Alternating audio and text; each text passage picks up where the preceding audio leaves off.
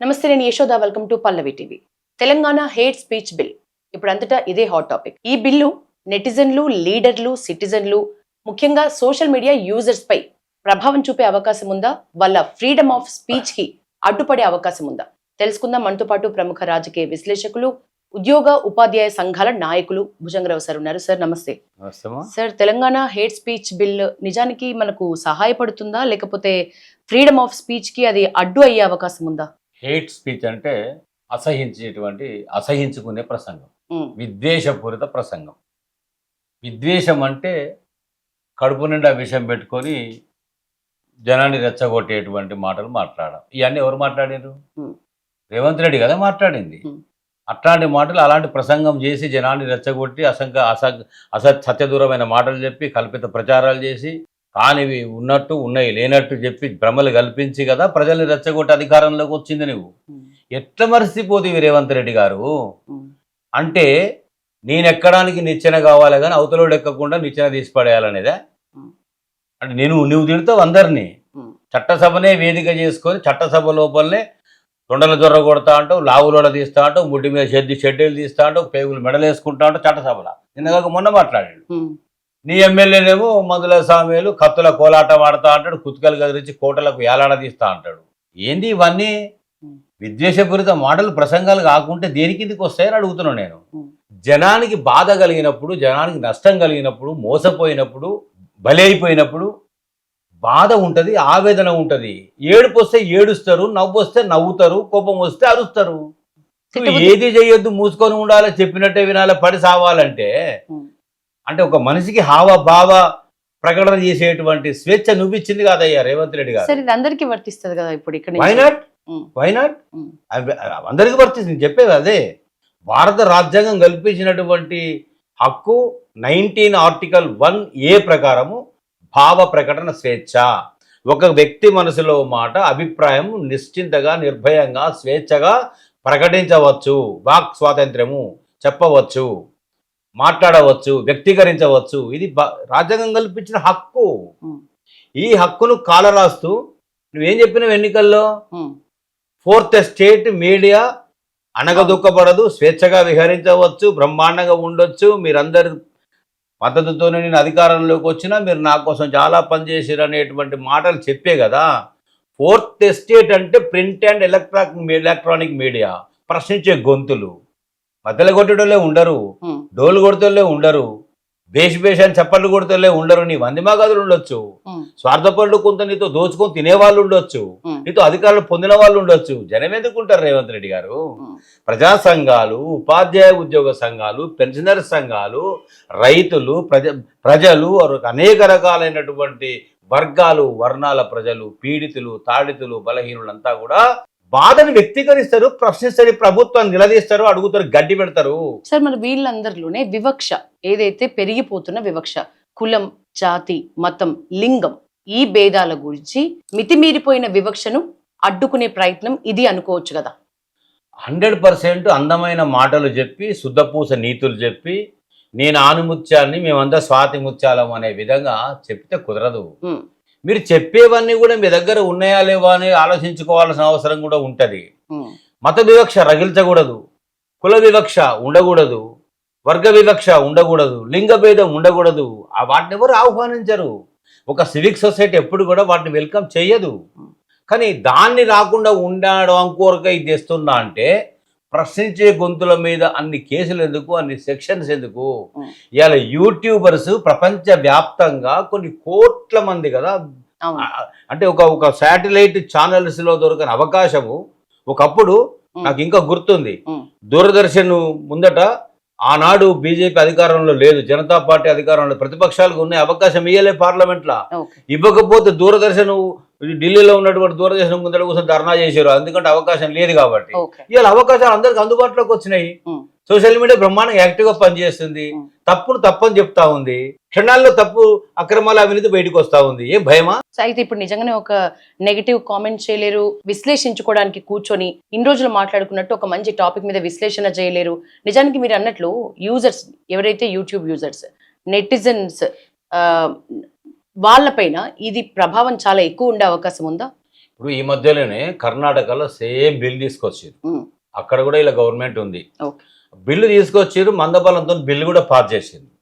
Bill pass చేసినాక అక్కడ governor BJP పార్టీకి చెందిన గవర్నర్ ఉన్నాడు. అక్కడ అడ్డుకట్ట పడ్డది. ఓకే. గవర్నర్ ఆమోద ముద్ర వేసి చట్టం అవుతుంది. ఆ చట్టం అమలైతే అనేక మంది శిక్షలు వేస్తారు. ఓకే. సేమ్ ఆ చట్టాన్ని తీసుకొచ్చి మక్కి ఇక్కడ పెట్టి రేవంత్ రెడ్డి గారు ఒకప్పుడు అన్నాడు కదమ్మా, బాడీ షేమింగ్ చేస్తున్నారు, అడ్డగోలు మాటలు మాట్లాడుతున్నారు, నన్ను సీఎం అని కూడా ఎవరు చూడడం లేదు, నన్ను అంటున్నారు, నా భార్యను అంటున్నారు, నా బిడ్డను అంటున్నారు, నా అల్లుని అంటున్నారు అన్నాడు. రేవంత్ రెడ్డి గారు ఎంతమందిని తిట్టిండమ్మా, ఎంతమందిని బాడీ షేమింగ్ చేసిండు, ఎంతమందిని అన్ని రకాలుగా హింసించిండు, మానసికంగా వేధించిండు. అంటే నీ దాకా వస్తే కానీ బాధ తెలియదా, నీ దాకా వస్తే కానీ ఆ వేదన ఏందో అర్థం కాదా?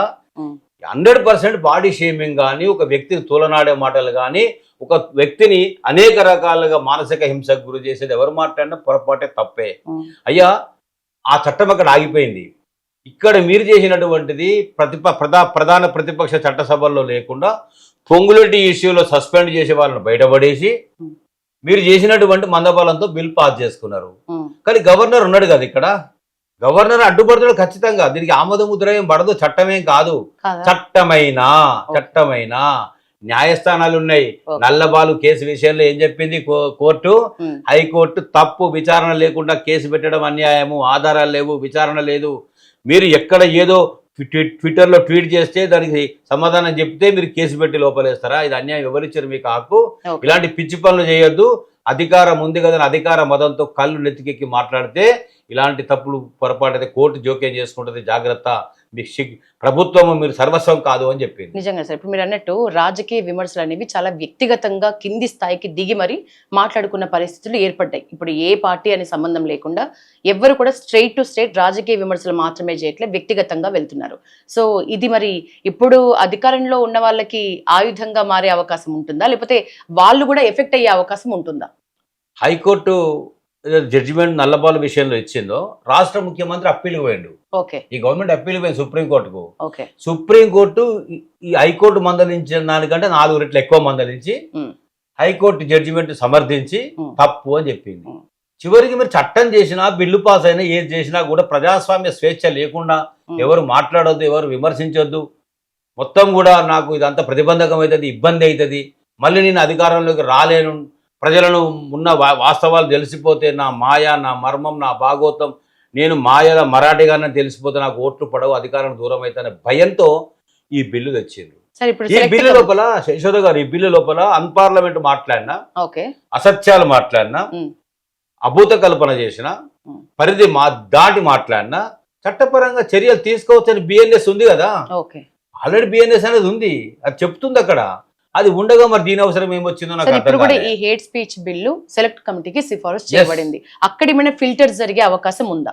ఇప్పుడు సెలెక్ట్ కమిటీకి పంపడం విచిత్రం ఏంటంటే, ఇంక్లూడింగ్ ఎంఐఎం, బీజేపీ, సిపిఐ, కాంగ్రెస్లో కొందరు ఎమ్మెల్యేలు కూడా మరి వాళ్ళు కూడా అవతల తిట్టాలంటే ఇది అవసరం కదా, ఉండొద్దు కదా.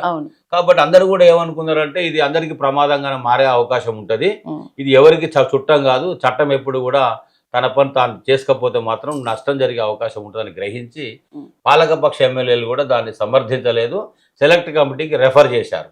చివరికి అంత సభలో చర్చ విన్న తర్వాత ఎల్ఏ మినిస్టర్ అంటే లెజిస్లేచర్ అఫైర్స్ మినిస్టర్ కూడా స్పీకర్కు అప్పీల్ పెట్టి సెలెక్టివ్ కమిటీకి ఇవ్వమని తాను కూడా చెప్పిండు. ఇందులో శిక్షలు ఎట్లున్నాయమ్మా? ఒక వ్యక్తి మాట్లాడినా, ఒక గ్రూప్ లో ఒక పోస్టింగ్ వచ్చిన, ఆ పోస్టింగ్ ను ఫార్వర్డ్ చేసిన, ఒక యూట్యూబ్ లో నాలాంటి ఇంటర్వ్యూ ఇచ్చిన, నన్ను ఇంటర్వ్యూ చేసినటువంటి యాంకర్ గాని, మాట్లాడిన వ్యక్తి గాని, ఆ సంస్థ గాని, ఆర్గనైజేషన్ గాని అందరూ బాధితులే, అందరూ నేరస్తులే, అందరిని తీసుకెళ్లి జైల్లో వేసేస్తా. అది కూడా ఎంత? 7 సంవత్సరాల జైలు శిక్ష, 50,000 పనిష్మెంట్. మరి కాదు కూడదంటే మరీ దుర్మార్గంగా 10 సంవత్సరాల జైలు శిక్ష, ₹1,00,000 జరిమానా. ఇక ఒకటోసారి శిక్ష, రెండోసారి శిక్ష, మూడోసారి రిపీట్ అయితే మరి ఉరిదీస్తారా? మరి ఏం చేస్తారో అది చెప్పలేదు ఎక్కడ. దానికి కొంచెం వెనక ముందు అయినట్టుంది. ఇట్టే మాట్లాడుకుంటే మనకు కూడా 7 ఏళ్ళు జైలు శిక్ష, మీకు నాకు 100%. ఇప్పుడు అరచేతిని అడ్డుపెట్టి సూర్యకాంత్ని ఆపలేరు, చెరసాలలు, ఉరికొయ్యలు, లాఠీలు, ఉద్యమాలను ప్రశ్నించే గోతులను ఆపలేవు. అన్నిటికీ సిద్ధమయ్యే మాట్లాడేవాళ్ళు. సరే, ఆపలేరు అన్నారు. ఇక్కడ ఒక మాట చెప్పండి, 15 నిమిషాలు టైం ఇస్తే మేము ఏందో చూపిస్తా, అని కొంతమంది అతివాదులు రెగ్యులర్ డైలాగ్ ఇప్పటికీ కూడా మన రాష్ట్రంలో ఉంది. మరి అట్లాంటి వాళ్ళకి ఇది ఏం ఎఫెక్ట్ చేసే అవకాశం ఉంటుంది? ఇంకొకటి, మెంటల్ స్టేటస్ బాగాలేదు అని ఒక సర్టిఫికెట్ తీసుకొస్తే ఇప్పటికీ కూడా ఏ దారుణాలు చేసిన దుర్మార్గులైనా ఈజీగా తప్పించుకునే అవకాశం ఉంటుందా ఈ బిల్ వస్తే? ఇప్పుడు చట్టసభ లోపల సాక్షాత్ ముఖ్యమంత్రి రేవంత్ రెడ్డి గారే ఓపెన్ గా చెప్పిండు కదా, నాకు షాడిస్టిక్ ప్రెజర్ ఉంది. ప్రెషర్ కాదు, ప్లెజర్. నేను ఒక షాడిస్టిక్ ప్రెజర్ గాడిని అంటే కొందరు అర్థం అడిగారు, సార్ ఏంది సార్ షాడిస్టిక్ ప్రెజర్ అంటే? పైశాచిక ఆనందం, రాక్షస ఆనందం. అంటే పిశాచాలు పట్టి ఎట్లా పీడిస్తాయో, రాక్షసులు ఎట్లా గోసపెట్టి మనుషులను ఇబ్బంది పెడతారో, ఈ వికటాట్టహాసం ఇక్కడ చేస్తారు బాధలు పెట్టిన వాళ్ళు, అనుభవించే వాళ్ళు ఆర్తనాదాలు చేస్తూ గోసపడతా ఉంటారు. అలాంటి ఆనందం నేను పొందుతున్నా అని రాష్ట్ర ముఖ్యమంత్రి గారే అన్నారు. ఇవాళ సుల్తాన్ సలావుద్దీన్ ఓవైసీ కొడుకున్నారు ఇద్దరు, అసదుద్దీన్ ఓవైసీ, అక్బరుద్దీన్ ఓవైసీ. 15 నిమిషాలు మొత్తం నాకు టైం ఇస్తే ఇక ఏం చేస్తున్నారో చూడ హిందువులు అని చెప్పి మాట్లాడండి. ఆయన ఏ వేయాలి, ఎక్కడ వేయాలి ఆయనకు? అదే గల్ఫ్ కంట్రీ లాంటి, అరబ్ కంట్రీ లాంటి దేశాలకు తీసుకెళ్లి సాక్షాత్ ఉరిదీస్తారు ఇట్లాంటి మాటలు మాట్లాడితే. భారతదేశం కాబట్టి సహనం ఎక్కువ, ఓపిక ఎక్కువ, టాలరెన్స్ మనకు ఎక్కువ ఉంటుంది కాబట్టి భరిస్తూ ఉన్నాం, నడుస్తూ ఉంది. కాబట్టి అలాంటి మాటలు ఉపేక్షించమని నేను కూడా చెప్పడం లేదు. మతపరమైన విద్వేషం రెచ్చగొడితే ఒకప్పుడు 1990లో మత కలహాలు జరిగితే హైదరాబాద్లో వందల మంది అమాయకులు చనిపోయారు, బలైపోయినారు. అంటే మత విద్వేషాలు చాలా ఘోరంగా ఉంటాయి, కుల వివక్ష చాలా ఘోరంగా ఉంటుంది, ఒక మూర్ఖత్వం ఆవహిస్తుంది. ఆ పిచ్చితనం వల్ల ఏం చేస్తారో కూడా అర్థం కాదు. కాబట్టి ఇలాంటి మత విద్వేషాలు, కుల విద్వేషాలు రెచ్చగొట్టకుండా చట్టపరమైనటువంటి చర్యలు పారదర్శకంగా తీసుకోవడానికి చట్టాలు ఇప్పటికి ఉన్నాయి. ఆ చట్టాలను ప్రకారం శిక్షలు వేయడానికి న్యాయస్థానాలు కూడా సిద్ధంగా ఉన్నాయి. సో హేట్ స్పీచ్ బిల్ అవసరం లేదు. హేట్ స్పీచ్ బిల్ అనేటువంటిది కక్ష సాధింపు చర్యలో భాగంగానే పనిచేస్తారు. మన దగ్గరే ఉందా? నిజానికి వేరే ఎన్ని రాష్ట్రాల్లో ఉంది? ఇది మన తెలంగాణలోనే ఉందా? నాకు తెలిసి కర్ణాటకలో ఉంది, ఇక్కడ ఉంది. నేను ఎక్కడైతే ఉన్నట్టు వినలేను, నాకు తెలిసి అయితే ఇక్కడ వినలే నేను. కేంద్ర ప్రభుత్వంలో కూడా ఈ మధ్యలో ఒకటి తీసుకొచ్చింది కానీ వాళ్ళు కూడా వెనక ముందు అవుతున్నారు ముందుకు తీసుకపోవాలంటే. అక్కడ ఇప్పుడు ఒకటి ఇందాక మీరు అడిగారు చూడండి, అందరు ఇట్లనే ఉన్నారా సార్ అంటే 100% I want to say one thing frankly, రాజకీయాల్లో విలువలు లేవు, వ్యక్తులు విలువలు కోల్పోతున్నారు. అందశ్రీ పాట పాడినట్టు మానవత్వం మాయమైపోతున్నది, మనిషి అన్నవాడు మాయమైతున్నాడు, నూటికో కోటికో ఎవరో ఒకడున్నారు, ఎక్కడుంటాడో కంటికి కనబడాడు. వాడు ఉంటే కూడా కంటికి కనబడితే కూడా బతకనియరు, వాడు పిచ్చోని కింద ముద్రేస్తారు. ఆ రకంగా నాకు నిన్న మొన్న కొందరు అంటున్నారు మిత్రుడు, అన్న నువ్వు రిటైర్ అయినవు, గుళ్ళు గోపురాలు తిరిగి హాయిగా మేడం చేసుకొని సుఖపడకుండా ఎందుకన్నా అన్ని సమస్యలు మీద వేసుకొని మాట్లాడుతున్నావు, అసలే హేట్ స్పీచ్ చట్టం చేస్తున్నాడు రేవంత్ రెడ్డి, నిన్ను కూడా ఏం చేస్తాడు అన్నాడు. ఏం చేస్తాడా?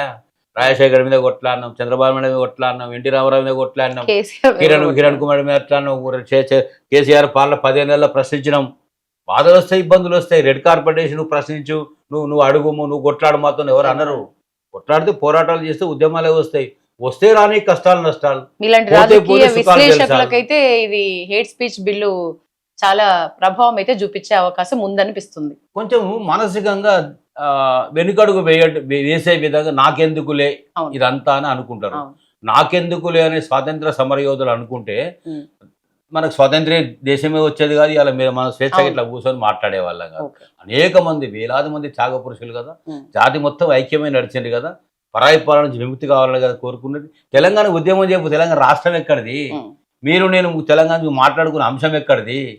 పోరాటం అనేక మంది, వందలాది మంది పోరాట యోధులు చనిపోయారు కదా, ఆత్మత్యాగాలు బలిదానాలు చేసుకున్నారు కదా. వాళ్ళు చేసిన బలిదానాల ముందు నేను మాట్లాడేది ఎంత అనుమాత్రంలో. ఏం చేస్తారు? 60 ఏళ్ళ వయసు ఎట్లాగ వచ్చింది, ఇంట్లో కూర్చున్నా గడుపుతా, అందులో కూర్చున్నా గడుపుతా, ఓ పెద్ద ఫరక్ పడేది ఏం లేదు. Okay, thank you. మొత్తానికైతే హేట్ స్పీచ్ బిల్లు నిజానికి పూర్తి స్థాయిలో మనకు అవసరం లేదు. ఎందుకంటే లింగ, మత, జాతి, కుల ఏ విభేదాల పరంగా ఎట్లాంటి దారుణాలు జరిగినా తప్పు చేస్తే శిక్షించడానికి డిపార్ట్మెంటు ఉంది. న్యాయస్థానాల్లో తప్పు తేలిస్తే, అది తప్ప ఒప్ప తెలిస్తే, నేరం రుజువైతే శిక్ష విధించడానికి న్యాయస్థానాలు ఉన్నాయి.